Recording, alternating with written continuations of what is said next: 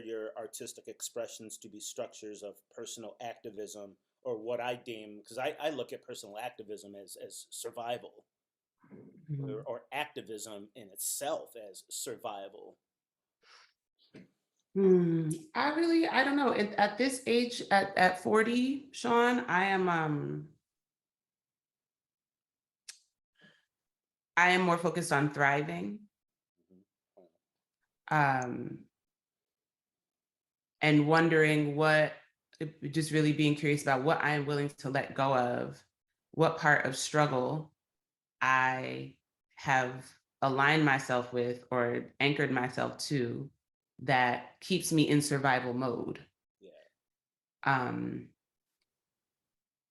As an activist, I think what I am becoming in my activism or advocacy, my work around healing,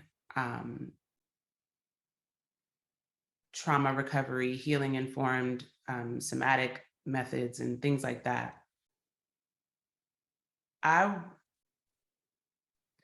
want us to envision freedom, right? And to be curious about what is possible if we're co-creating a future based off the future, as opposed to attempting to create a present that's based off the past.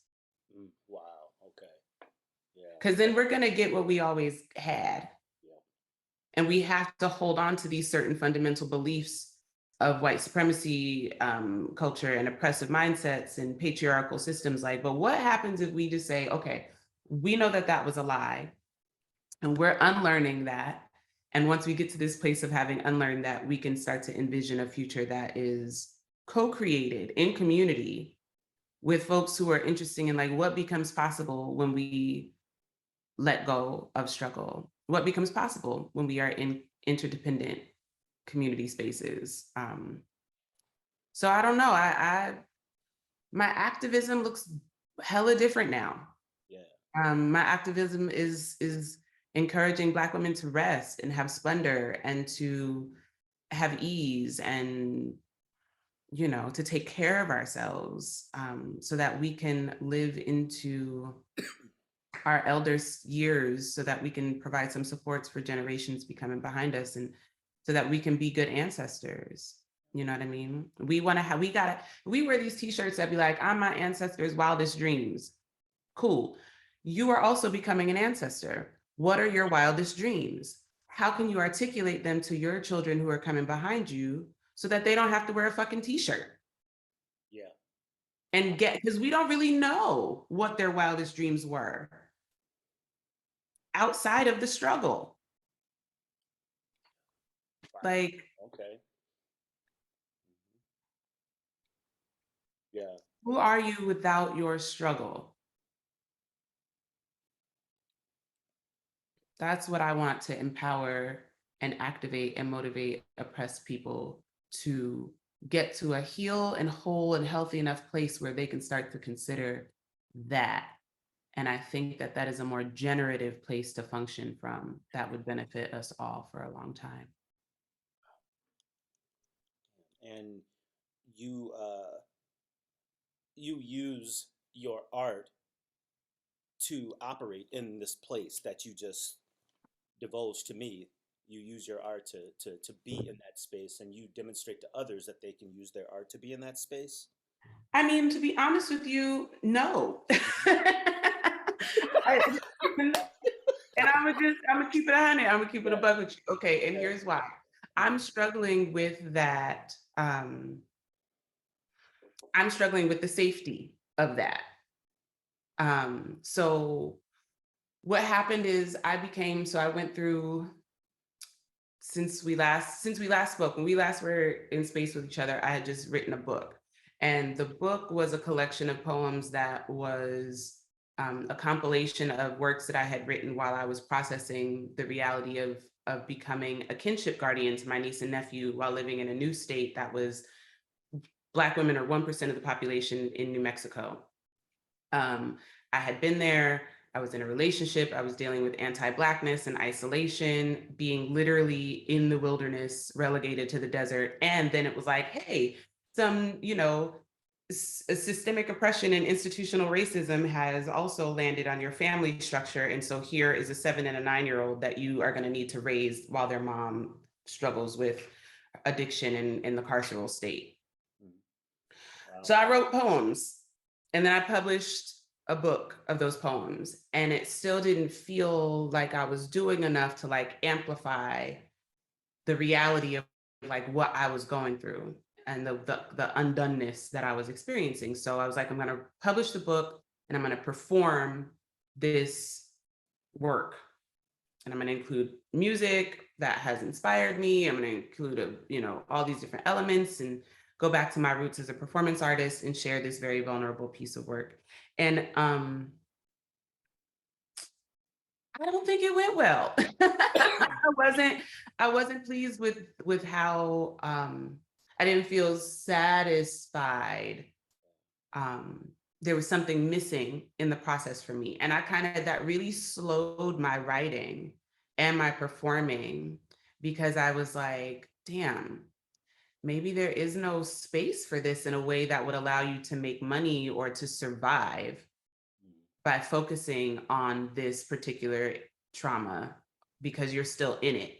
You still got the kids, you still in New Mexico, you still trying to make it work. So maybe it is time that you get off this, oh, hoity-toity, I'm gonna be a poet, professional poet, spoken word artist tip. Like maybe that's not it, right? So I pivoted and I kind of moved away from it. Part of it was like, I think there was like some shame. I made up a narrative about failure. I was a little embarrassed about the vulnerability about the book. And then I was worried that maybe I wasn't transparent enough in the writing. Maybe I was still trying to like code some of the trauma to protect some of the people who I was very angry with at the time. And so 2018, I kind of like stepped away. And then all of the work that I was creating came through academia from that point on. So I was writing papers and that is like the fucking vacuum of death when you're like, pouring your heart out at 2:00 in the morning to write for a prompt that a professor or a TA may or may not read, and you may or may not get any notes back other than a grade. You know what I mean? So I was like getting A's and still feeling like utterly unfulfilled, like I was just talking to myself, because the performance component or the being in community and having that connection is really important to me as a creative person. Yeah. So then we had the pandemic, and I went from being this person who had like, 2 kids, I was partnered, I was expecting, and then within the summer of 2019, all of that was gone. The kids were back with their parents. I was no longer pregnant. I had a miscarriage. I broke up with my partner. And then so I was like, okay, we're gonna heal, I guess, and be sad and then the fucking pandemic happened. So now I'm in the house by myself, working in social justice movements, working in diversity, equity, inclusion, working in predominantly white institutions, literally being just pummeled by white supremacy culture and all those things. And also trying to like pump out these A's from academia in order to feel like I'm at least creating something. Yeah. So it really just squished the rock star out of me. But I say all that to give some context to like why my answer is no, I haven't been creating. But what I did do, I started coaching. I became a coach, and I started with race equity coaching and professional development coaching and corporate leadership coaching. And then I realized that all of these tools and methods were things that were not made available to Black people, especially Black women. And I also saw this connection between the kind of coaching that you get when you have Black women, aunties, sister friends, grandmas, whatever in your life, like Black women who have always been my coaches. I saw like this alignment in what becomes possible when we have better tools and more resources, to have conversations, to have someone actually coach and guide us through the healing process and what that looks like. And so that became my next gift to the world. So all of the work that I've been doing since 2020 has been through this vein of coaching for healing, justice, and liberation, with a lens that is geared directly toward Black women. Um, so that's what I'm making now.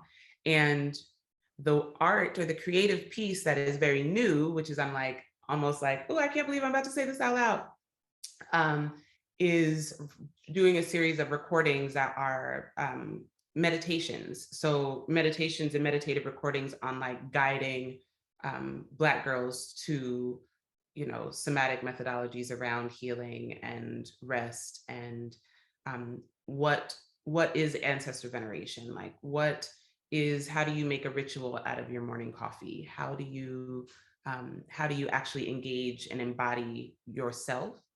How to heal practically, how to love yourself. Not so much that you need to take practice in self-care, girl. Yeah. Like, but how? Yeah. So I'm working with Jonas Abraham on creating an album of meditative solutions to Black women's healing. Wow. That is really, I mean, thank you so much for sharing everything you just did. And I will take a considerable amount of delicacy and care in how I structure that in writing. You know what I mean? Because I know you gave some very personal stuff in there that maybe you don't want that. Well, no, but see, this is the thing. This is why I have to say it, because, like, what, like, that's what happened. Yeah. Like, that's literally everything that I just told you is literally exactly how I ended up sitting on this chair where I am right now talking to you. Okay. So, and also, since the last time you and I had a conversation, that is what has been going on in my life. Yeah. And I feel like that context is essential to this conversation. And also, it's important to share the story. Yeah. Like, just because my ego was very much in the way in the feelings that I had about the show and about the book project and about all that. That my ego was just like going nuts, right? I had a lot of parts, a lot of insecurities around that. Yeah. But like, somebody asked me yesterday, like, what's one thing that embarrasses you? And I was like, you know what? I did so much motherfucking healing that I don't have an answer to that question. Like, ask a better question. Yeah. Yeah. Then what I'm not embarrassed by, I did some fucking superhuman strength requiring stuff in my life. And that's why I'm no longer interested in survival. I'm like, nah, we're gonna thrive. We're gonna do that. We're gonna heal, we're gonna rest, and we're gonna thrive. Okay. I love it. Okay. All right. Well, I'll move on. So I'm playing around with this term pulse, and it's become sort of an important component of this research that I'm doing, and I'm really using pulse, metaphorically, and looking at it and unpacking it outside of the biological implications that are obviously there when we talk about pulse. And I'm looking at pulse as more of an emotional rhythm that Black folk have. And I wanted to ask you, you hear that word pulse, like how would you describe your pulse as an emotional rhythm, if you do, or if you could? Maybe you don't want to do that. Oh man, I don't know. How would I describe my pulse as an emotional rhythm? So there's a part of me that wants to totally like geek out on collective consciousness and and how we're all connected and how each emotion that we feel actually has a frequency. David R. Hawkins did a lot of research about this in the 70s, and like the power versus force, like, you know, at the time I think it was considered like quack psychology or whatever, you know what I mean? But there's, you know, there's psychology and there's spirit, right? And neither of them make sense without the other. So I'm gonna just say that. But you got to be able to read both to make sense of a lot of the things that are happening in the world. I think it changes. I think my pulse changes. But if I had to pick my favorite frequency, it would be joy. Mm. Um, and not, I mean, like joy, like joy, like a pulse, like Maze and Frankie Beverly happy feelings. Mhm. You know what I mean? Like joy, like baby giggles, like, you know what I mean? There's a sonic resonance of emotions that sometimes you capture these, some people like get music that like elicits that same vibration. You know what I mean? And so I want that to be, and it can't stay there, right? Like it ain't always gonna be happy feelings. Like sometimes it's Pirate Jenny out this bitch, but you know what I mean? Like there is, I feel like we can always ride that scale and come in waves and really also check into like, what is my resonance right now? Like, what is my frequency? If I'm vibing at a low frequency, what is that telling me that I need? Um, and how might I be able to shift that?